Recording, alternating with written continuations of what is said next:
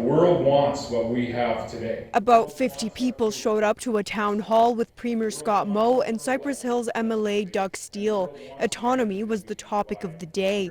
Moe says Saskatchewan needs more of it to ensure the economy doesn't suffer from federal environmental and energy policies.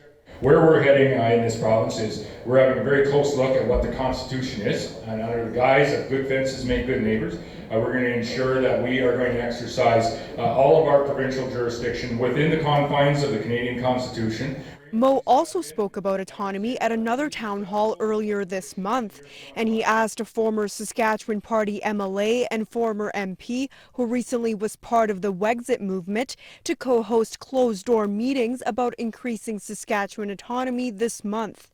This Regina political science professor says wanting more independence from the federal government is not new, but he believes a closed-door meeting isn't a good approach. I don't see that the public either would take anything that comes out of a kind of closed-door private session as being terribly legitimate. Tom McIntosh also says it's not clear what more autonomy Saskatchewan actually needs. Canada is, in fact, one of the most decentralized federations in the world.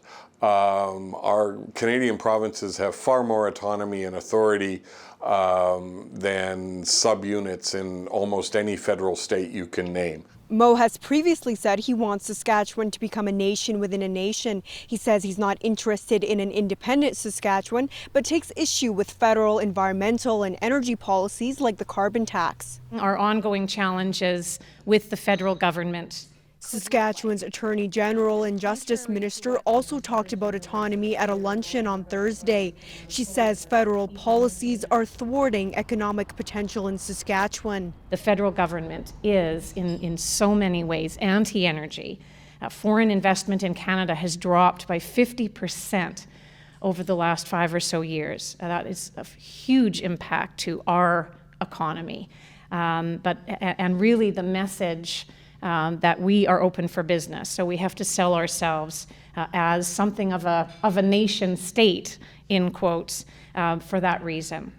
Minister Eyre says it's time for Saskatchewan to channel its inner Quebec, and the Premier says Saskatchewan could be an energy powerhouse. But Moe says the government won't take legal action to increase autonomy unless it's necessary.